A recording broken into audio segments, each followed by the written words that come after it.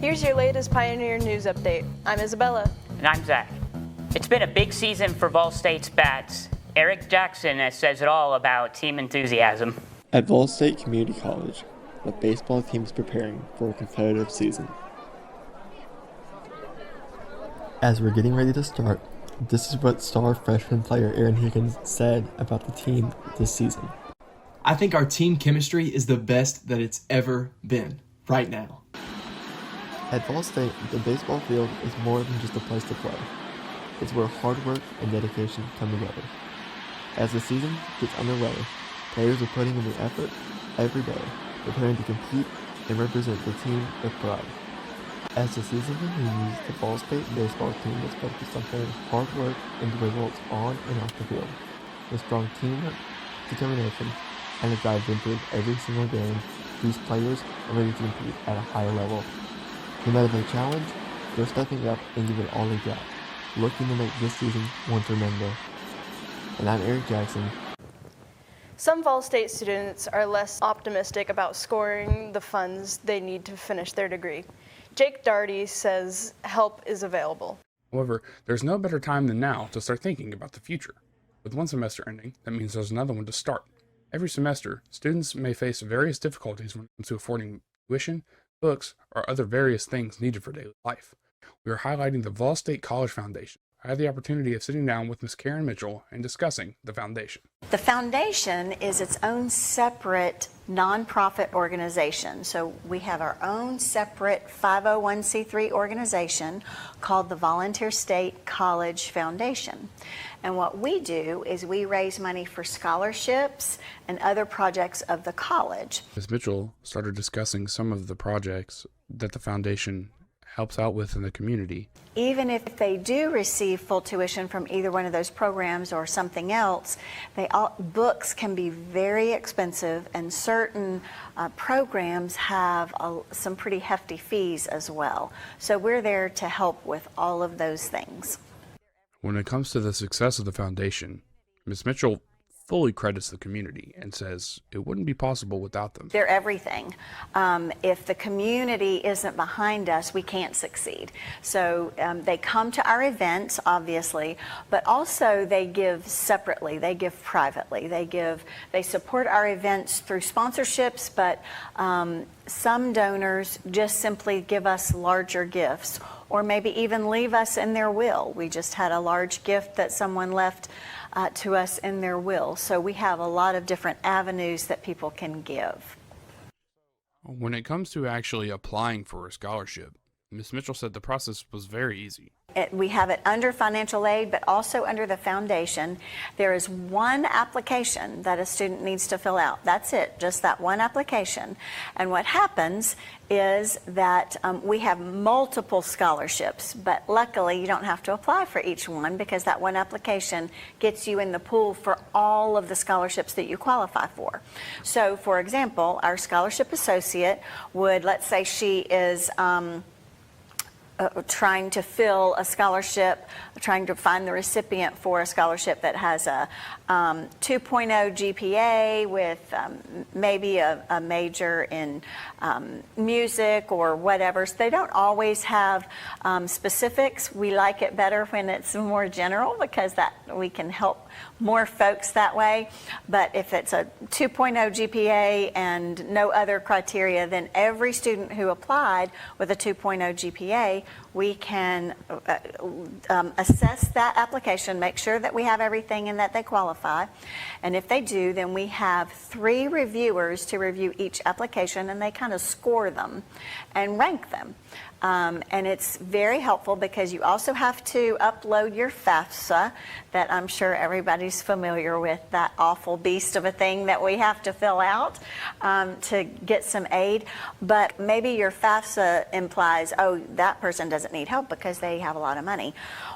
But in your essay, they've said, well, I lost my job last fall, or my husband lost his job last fall, or my mom lost her job, or something like that. So your essay can really help us make some other determinations that the definitive FAFSA can't help us with. We get the more full picture. And I call it an essay. It's not like a school essay where we grade grammar or anything like that. It's just about telling your story and helping us understand how this scholarship would impact you. The earlier that people apply, the sooner that they're going to hear about it. So that's the good news. But we make awards all the way actually through August. Believe it or not, we have students who come and they get registered and it's time to start class, and then they think, oh, wait, I'm supposed to pay for this? So sometimes it takes students a minute, but we will still allow them to fill out an application once school's even started if they haven't really thought through how they're going to pay for it, or if whatever way they originally thought was going to pay for it didn't pan out.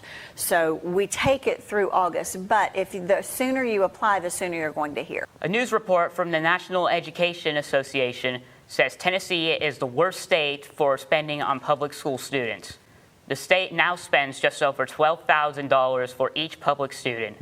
That's more than $2,000 less than the national average of more than $19,000.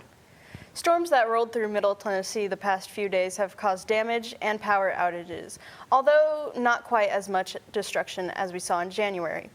The feds and the state are ready to lend a hand to those struggling to get back on their feet. Federal assistance is now available for Middle Tennesseans still trying to work on repairs after the ice storm at the end of January. Harold Nunez is with the U.S. Small Business Association.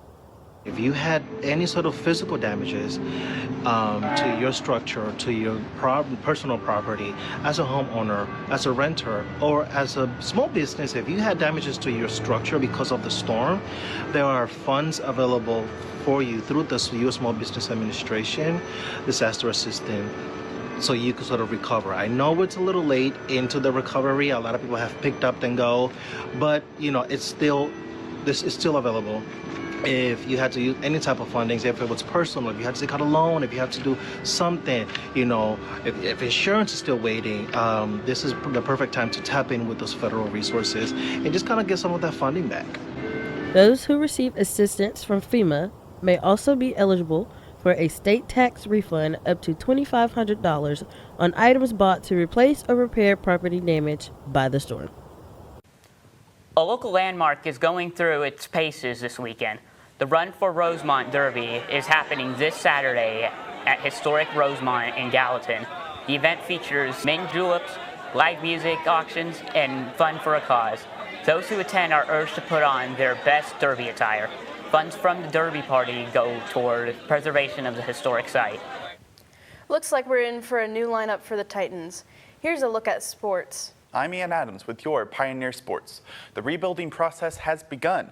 The Titans picked Ohio State wide receiver Carnell Tate in the first round of the NFL draft. This marks the first time in franchise history the team used the 4th overall pick in the draft. The Titans also hope to beef up their defense with Keldrick Fault from Auburn, also selected in the first round after a trade with the Buffalo Bills. The Lady Pioneers softball team have had a 9-game hot streak to wrap their season. The Lady Pioneers celebrated Sophomore Day with a pair of wins against Jackson State.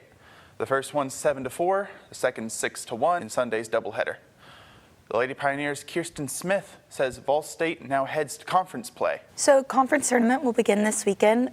Baseball has a play-in series against Chattanooga State, who's the 5th seed, and Volunteer State's the 8th seed. In the regular season, Chat swept baseball, so kind of looking for a turnaround there. But they'll start their play-in series on Thursday, I believe, and be done by Saturday and figure out if they get to go to conference tournament or not. For softball, though, we're ranked as the 1 seed for the first time in program history. We've won the regular season, and we'll start on Saturday.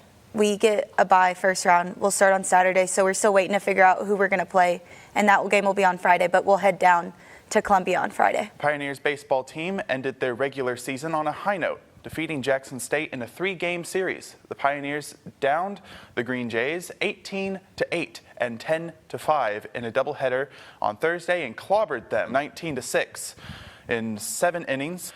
Vol State has been 15-15 at home this season. Nashville SC won its 4th straight 4-2 over Charlotte FC over the weekend.